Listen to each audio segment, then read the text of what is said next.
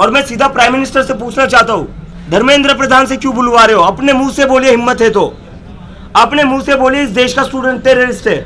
इस्तीफा नहीं लिया जा रहा है आपसे प्रधान धर्मेंद्र प्रधान का। दावा करते हो रशिया यूक्रेन की जंग रुकवाने का, पेपर लीक रुकवा दीजिए।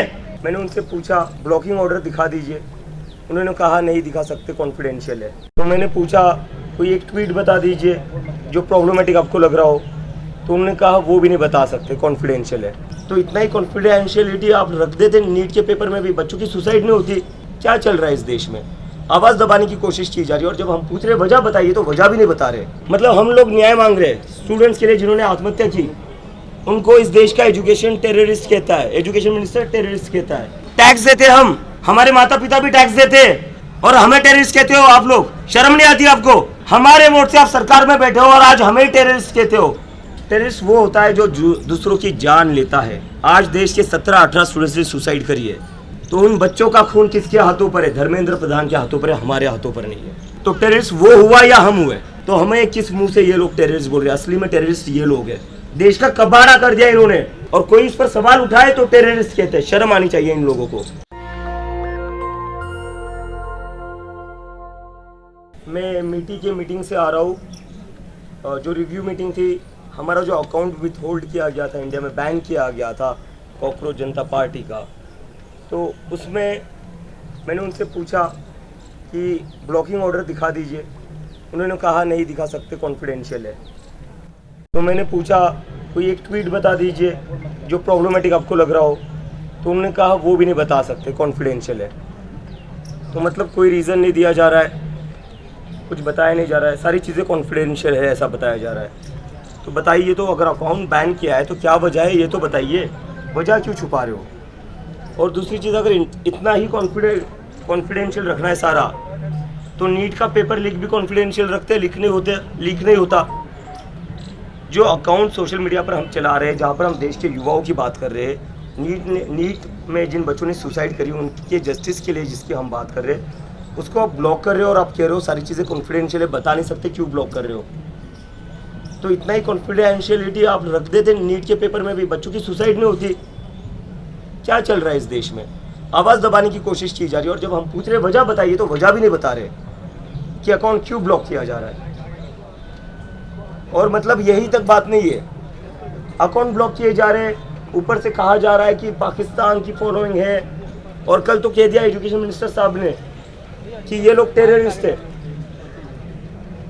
मतलब हम लोग न्याय मांग रहे हैं स्टूडेंट्स के लिए जिन्होंने आत्महत्या की, उनको इस देश का एजुकेशन टेररिस्ट कहता है, एजुकेशन मिनिस्टर टेररिस्ट कहता है। हम किस लिए खड़े हैं यहाँ पर? क्यों प्रोटेस्ट कर रहे हैं हम लोग यहाँ पर? बच्चों के, जिन बच्चों ने सुसाइड करी उनको न्याय मांगने के लिए तो प्रोटेस्ट कर रहे हैं ना, कोई और बात कर रहे हैं क्या हम? क्या कोई पॉलिटिकल रैली नहीं हो रही? यहाँ कोई वोट मांगने की बात नहीं हो रही है, यहाँ पर न्याय मांगने की बात हो रही है, जस्टिस मांगने की बात हो रही है। उसके बदले में हमें क्या कहा जाता है? टेररिस्ट। तो किस किस को टेररिस्ट कहोगे आप? 17 साल का वेदांत सीबीएसई का स्टूडेंट, जब उसने भी सरकार के खिलाफ आवाज उठाई, उसको इन लोगों ने पाकिस्तानी कह दिया। तो क्या इस देश में कोई भी सरकार से सवाल पूछेगा तो क्या उसके अकाउंट ऐसे बैन किए जाएंगे? और क्या ऐसे ही उनको आतंकवादी और टेररिस्ट घोषित कर दिया जाएगा? टैक्स देते हम, हमारे माता पिता भी टैक्स देते, और हमें टेररिस्ट कहते हो आप लोग? शर्म नहीं आती आपको? हमारे वोट से आप सरकार में बैठे हो और आज हमें टेररिस्ट कहते हो।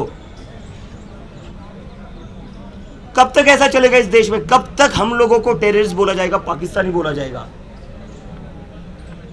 अगर स्टूडेंट्स टेररिस्ट है, इस देश का युवा टेररिस्ट है, जो इस सरकार के खिलाफ बोलेगा वो टेररिस्ट है, तो मैं पूछना चाहता हूं इंडियन बच्चा कौन है इस देश में? आपने किसानों को टेररिस्ट कहा था, डॉक्टर्स को, आपने डॉक्टर्स को टेररिस्ट कहा था, आप हमें टेररिस्ट कह रहे हो। तो इंडियन बच्चा कौन है इनकी नजरों में?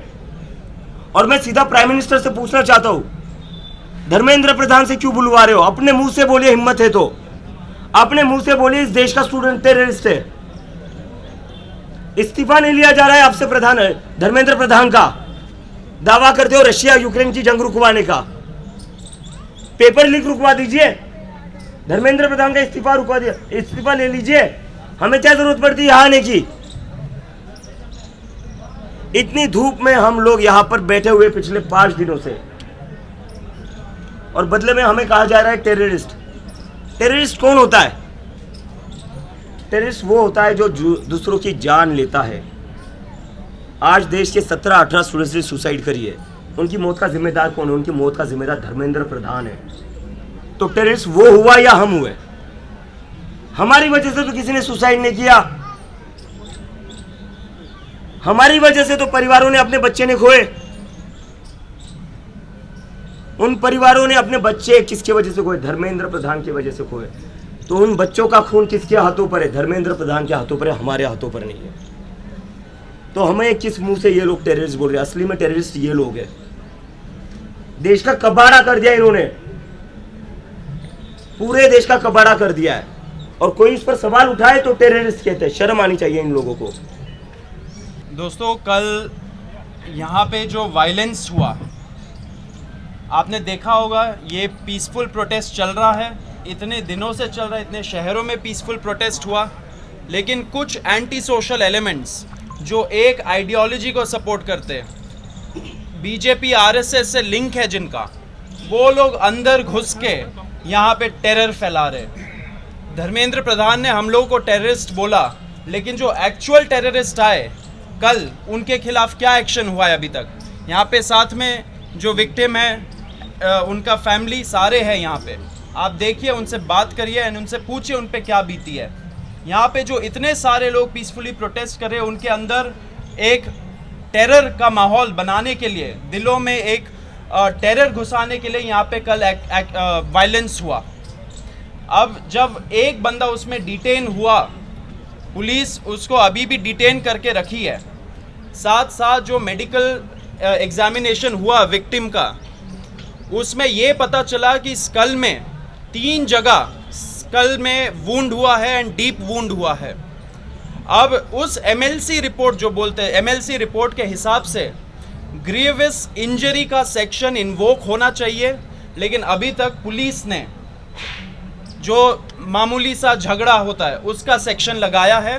साथ में एक और प्रोविजन रखा है कि फर्दर इन्वेस्टिगेशन करने के बाद जो पता चलता है उसके आधार पे वो लोग दूसरे सेक्शंस भी लगाएंगे। तो हमारा डिमांड यही है, यहाँ पे जो विक्टिम है वो भी दलित समुदाय से आते हैं, SC/ST एक्ट इस एक्शन के खिलाफ, वो अक्यूज के खिलाफ लगना चाहिए। उनको आइडेंटिफाई कर लिया है हम लोगों ने, पुलिस के साथ हम लोगों ने डिटेल्स भी शेयर कर लिया। तो SC/ST एक्ट जैसा लॉ भी लगना चाहिए। साथ साथ जो अटेम्प्ट टू मर्डर है भारतीय न्याय संहिता के अंडर, वो भी लगना चाहिए। लेकिन अभी तक ऐसा कोई एक्शन हमें दिख नहीं रहा है दिल्ली पुलिस के तरफ से। तो हमारी दरख्वास्त है, उन्होंने ऐड कर रखा है कि फर्दर जाके भी वो सेक्शंस ऐड करेंगे, लेकिन हम लोग बताना चाह रहे हैं कि यहाँ पे सबका सेफ्टी सिक्योरिटी दिल्ली पुलिस का रिस्पॉन्सिबिलिटी है। हम लोग भी अपने साइड से कर रहे हैं, लेकिन एक स्ट्रॉन्ग एंड क्लियर मैसेज जाना चाहिए दिल्ली पुलिस के तरफ से कि ऐसा जो वायलेंस है, इट इज़ कम्प्लीटली अनएक्सेप्टेबल। साथ साथ हम ये भी बोलना चाह रहे हैं कि अभी MLC जो हुआ है रिपोर्ट, उस पे एक्सपर्ट ओपिनियन आना बाकी है। शाम तक पुलिस ने बोला है कि एक्सपर्ट ओपिनियन आ जाएगा, जो सीनियर डॉक्टर्स हैं उनका, उसके हिसाब से वो लोग ऐड करेंगे फर्दर सेक्शंस। अभी तक हम लोगों को कोई FIR की कॉपी नहीं मिली है। जो इनिशियल FIR इन्होंने फाइल किया है, ये सिंपल जो सेक्शंस लगा के, उसका भी कॉपी हम लोग को नहीं मिला है। हमारे जो लॉयर्स हैं, विक्टिम्स के लॉयर हैं रमीज सिद्दीकी साहब, वो भी काम कर रहे हैं इस केस पे। हमारा क्वेश्चन सिर्फ यही है, जब एक्टिविस्ट, स्टूडेंट्स, जो डिसेंटर्स है, जो क्रिटिकल है पॉलिसी, जो जिसके बारे में बोलते हैं ऑपोजिशन लीडर्स, जब भी कुछ एक स्टेटमेंट भी दे देते हैं, उन पे UAPA हो जाता है, उन पे NSA लग जाता है, उनको सालों साल जेल में रखा जाता है, PMLA में अंदर कर देते। सारे ड्रैकोनियन लॉ क्या उनके लिए रिजर्व्ड है? यहाँ पे जो एक्चुअल वायलेंस हुआ, एक्चुअल टेररिस्ट एक्ट हुआ है, उसके लिए क्या ये सेक्शंस तुरंत दिल्ली पुलिस इन्वोक नहीं कर सकती है? हम लोगों ने कल भी दिल्ली पुलिस को बोला था कि ऐसे कड़े कानून आप उन पे लगाइए, एंड ये जो लोग हैं जो ये दहशतगर्दी फैला रहे हैं, वो ओपनली सोशल मीडिया पे वीडियो बना रहे हैं। इंसिडेंट के बाद भी वीडियो बनाया उन्होंने, हंस रहे हैं, मॉक कर रहे हैं। ये माइनर है, इनके खिलाफ भी इनका वीडियो चला के उस पर हंस रहे हैं। तो ये सारे चीज़ें हो रहे हैं और दिल्ली पुलिस को हम लोगों ने पहले से ही बोला था कि ऐसे anti social elements social media पे काफ़ी ओपनली वीडियोस बना रहे हैं, तो उनका मॉनिटर करिए, प्रिवेंटिव एक्शन लीजिए। लेकिन प्रिवेंटिव एक्शन तो लिया नहीं गया एंड अभी वायलेंस हो गया। तो एक स्ट्रॉन्ग मैसेज अभी तक गया है नहीं। तो हम लोगों का रिक्वेस्ट है दिल्ली पुलिस से कि आप प्रूव करिए कि आप केपेबल है लॉ एंड ऑर्डर मेंटेन करने के लिए। जो स्ट्रिक्ट कानून है, जो स्ट्रिक्ट धाराएं हैं बीएनएस के अंडर, वो सब इन्वोक करिए। SC/ST एक्ट लगाइए।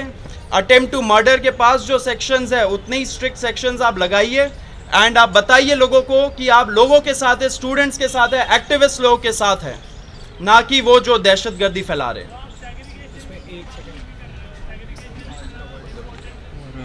सभी लोग अरेस्ट इतना सब कुछ होने के बावजूद आज जंतर मंतर में हमारे प्रदर्शन का 5वां दिन है।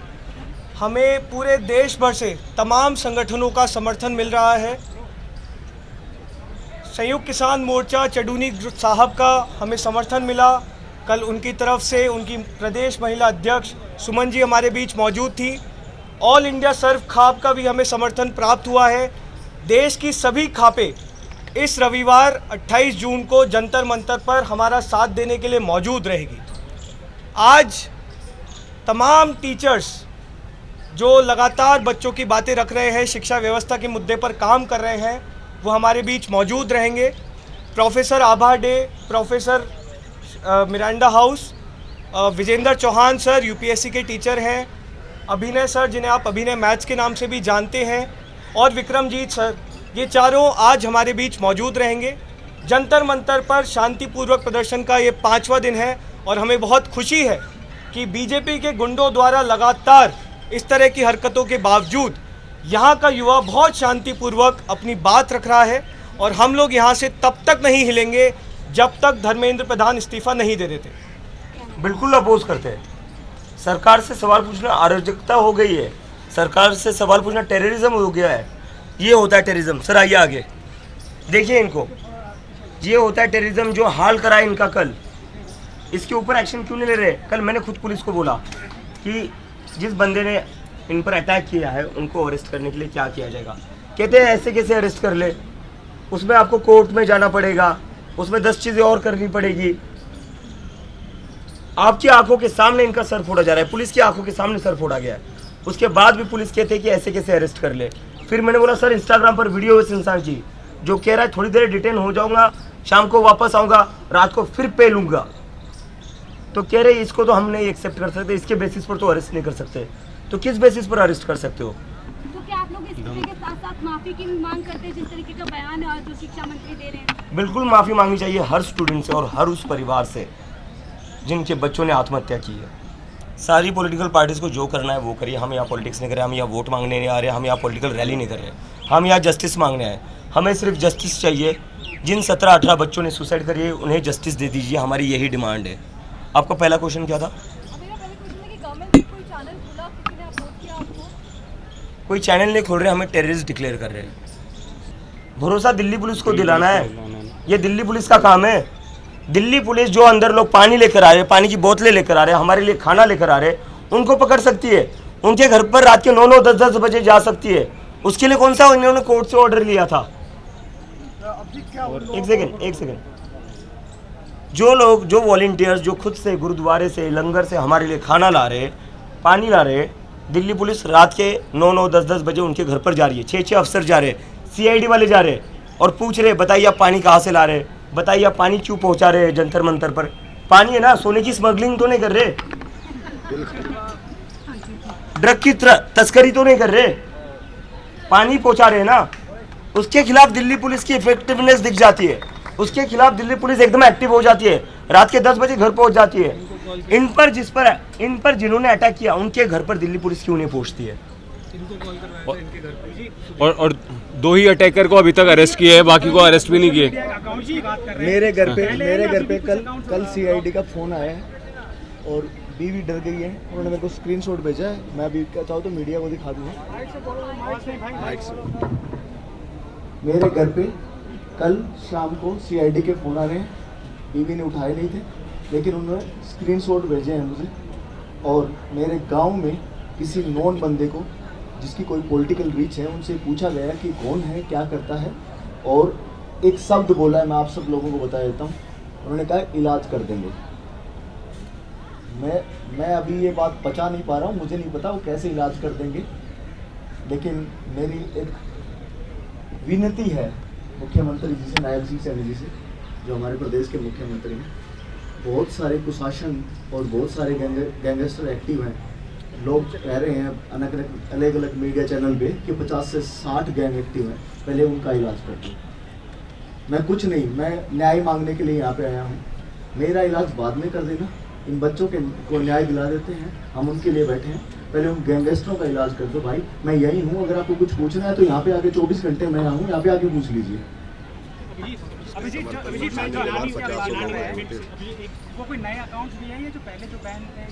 जो पहले सबसे पहले अकाउंट था जो हमने 16 मई को शुरू किया था, 4 दिन के अंदर ब्लॉक कर दिया, 4 दिन के अंदर। अभी जो सोशल मीडिया पे धमकी दी गई थी कि दहिया को घेर लेंगे, मारेंगे, क्या उनका नामजद आपने एप्लीकेशन दी है पुलिस को? हमने पुलिस को कल सब बताने को ट्राई किया, पुलिस ने कहा इसके बेसिस पर हम कुछ नहीं कर सकते। वे इंतजार कर रहे हैं कि पहले अटैक हो जाए, कर रही है कि अरे कोई आकर हमारा भी सर फोड़े, उसके बाद वेट कर रही है। पुलिस चाहती है हो, क्योंकि मुझे तो लगता है पुलिस की मिली भगत के बिना ये हो नहीं सकता। अगर किसी का सर फोड़ने के बाद भी पुलिस एक्शन नहीं लेती है, इसका मतलब ये प्री प्लान्ड है। कैंपेन चल रहा है, सोशल मीडिया पे चल रहा है और लोग भी थोड़ा सा कम हुए हैं, तो आपका प्लान भी है कोई, how to continue with this process if mister Pradhan doesn't work? Plan A is the plan B. We are going to sit here until he resigns. Why did I even express on Monday? What all the other things happened? They tried to ask me a few questions which I answered, but they saying everything in this meeting was supposed to be confidential.